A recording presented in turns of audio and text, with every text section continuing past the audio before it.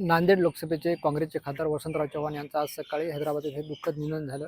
आता मी त्यांच्या नायगाव येथील निवासस्थानासमोर आहे. आपण जर बघितलं, हे नातेवाईक असतील, चाहते असतील, यांची मोठी गर्दी त्यांच्या वाड्यासमोर झाल्याचं चित्र या ठिकाणी पाहायला मिळतं. अगदी नायगावात नाही तर नांदेड जिल्ह्यावर जे आहे ते दुःखाचं सावट वसंतराव चव्हाण यांच्या जाण्यामुळे जे आहे ते पसरले. सर्वत्र शहरात जे आहे ते दुकानं बंद असल्याचे चित्र आपल्याला पाहायला मिळतं.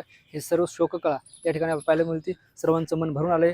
डोळ्यांच्या जे ते कळा त्यांच्या पानावळ्यात आपल्यासोबत त्यांचे काही सहकारी नातेवाईक आणि गावकरी मंडळी आहेत. त्यांच्याकडून त्यांच्या आठवणीला उजाळा देऊया.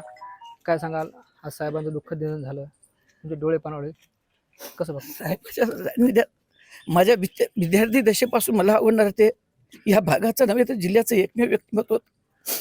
2008 पासून मी साहेबाच्या सतत सावलीप्रमाणे एक कार्यकर्ता म्हणून राहायचो. त्याच्या कुटुंबातला माणूस जसा राहते, मला असं म्हणजे स्वप्नात सुद्धा वाटत नाही की साहेब आज गेले.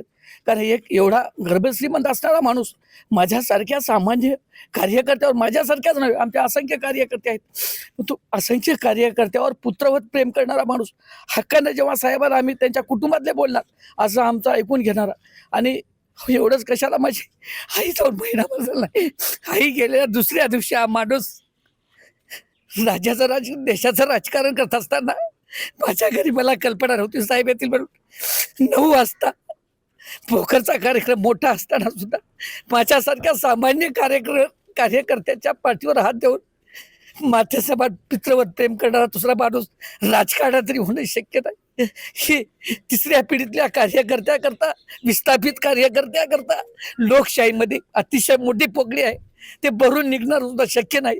कारण माणूस बेस लेवल सामान्य माणसाला केंद्रबिंदू समोर राजकारण करत होता की अतिशय गरीब आहेत.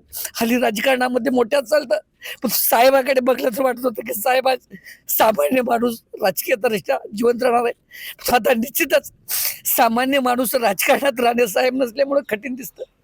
शेवटी साहेबाच्या आत्म्याला शांती भेटो एवढीची प्रार्थना करण्यास माझ्यासारख्या सामान्याच्या कार्यकर्त्याच्या हातात काय राहणार आहे. साहेबाचे साहेब होते, साहेब होणेच शक्य नाही. साहेबासारखा माणूस शक्य नाही. त्यांच्या कुटुंबाला काय दिले ते माहित नाही, पण तो आम्हाला दिलेत काय दिले नाहीत हाच प्रश्न आमच्याकरता आहे. पण साहेब आमच्या पित्रापेक्षा नव्हे तर वडील लावून प्रेम करणारे आमच्यासारख्या कार्यकर्त्यावर होते. निश्चितच आपण बघतो, हे वसंतराव चव्हाण यांचे कार्यकर्ते होते. त्यांनी जे ते अश्रूंना वाट मोकळी करून दिली, टाव पडला आणि पुत्रवत प्रेम करायचे असे त्यांनी उजळले. काय सांगाल, सर्व दुःखाचा डोंगर आहे. साहेब गेल्यामुळे केवळ चव्हाण कुटुंबाची नव्हे तर नांदेड जिल्ह्याची मोठी हानी झाली. नक्कीच साहेब, आज सकाळी पहाटे ही दुःखद बातमी आम्हाला समजली आणि आमच्या पायाखालची वाळू सरकली. खरं म्हणजे साहेबाची तब्येत सुधरत असताना, चांगली होत असताना अशी दुःखद बातमी येईल असं आम्हाला स्वप्नातही वाटलं नाही. आणि हे ऐकून धक्का बसला. नायगावसाठी आजचा काळा दिवस म्हणलं तरी आजचा काही हरकत नाही.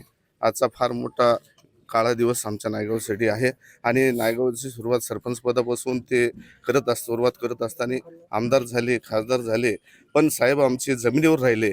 जमिनीची नाळ त्यांनी कधी तुटू दिली नाही. आज आमचा व्यापाऱ्याचा, कष्टकरी शेतकऱ्याचा आधार आज आमच्यातून निघून गेला. असं आमचा दुःखाचा प्रसंग आहे. ही पोकळी कधी नायगावची भरून येणं शक्य नाही. मी त्यांच्या आत्म्यास शांती लाभो आणि चव्हाण परिवाराला बळ मिळो. आम्ही सर्व त्यांच्या सोबत आहोत. निश्चितच ही पोकळी भरून निघणार नाही अशी भावना त्यांनी व्यक्त केली. काय सांगाल, काय आठवण होतं, त्यांचे कोणते काम होते जे लोकांना भावले होते? आज सर्वत्र जे ते दुःखाचा सावट पाहायला मिळतं. आम्हाला सकाळी बातमी समजला आम्हाला भरोसाच वाटला नाही आणि विश्वासही वाटला नाही. फार आम्हाला नायगाव किंवा जिल्ह्यामध्ये इतका मोठा शोककळा आणि डोंगर पसरला. कैलासवासी बळवंतरावजी चव्हाण यांच्या नेतृत्वाखाली सर्वसामान्याला, गोरगरिबांना, सर्व घटकांना घेऊन जाणारा नेता, त्यांच्या पावलावर पाऊल टाकणारा वसंतरावजी चव्हाण हे होते. कधी त्यांना लहान मोठं असं कधी मानत नव्हते. गोरगरिबाच्या सुखादुःखामध्ये ही पूर्ण धावून जाणारी ही मंडळी होती. म्हणून आज आम्हाला इतकं फार मोठा धक्का बसला की भगवंतांना अशा काळाचा घालायचा नव्हता. आणि या ठिकाणी नांदेड जिल्ह्यामध्ये, नायगाव तालुक्यामध्ये फार मोठा विकास करून घेणारा नेता आज आमच्या काळातून निघून गेला. हे फार मोठं दुःख आम्हाला वाटत आहे. प्रत्येकाच्या अडीअडचणीमध्ये धावून देणारे, आमच्या लहानपणी माझ्यावर फार मोठे संकट आल्यानंतर भिवू नकोस, मी तुझ्या पाठीशी आहे असा म्हणणारा नेता आज आमच्यातून गेला. फार आम्हाला दुःख होत आहे. मी त्यांना श्रद्धांजली वाहतो. निश्चितच हे सर्व खासदार वसंतराव चव्हाण यांचे सहकारी, नातेवाईक आणि कार्यकर्ते होते. आपण बघितलं त्यांनी आपल्या अश्रूंना वाट मोकळी केली, त्यांना भावना अनावर झाल्यात आणि वसंतराव चव्हाण यांचं निधन झाल्यामुळं मोठी हानी झाली अशी ही प्रतिक्रिया त्यांनी व्यक्त केली. ज्ञानेश्वर लोंढे, TVN मराठी, नायगाव, नांदेड.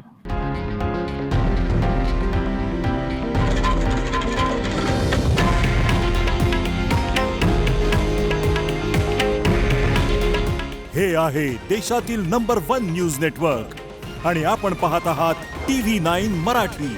काळजी तुमची, हित महाराष्ट्राचं.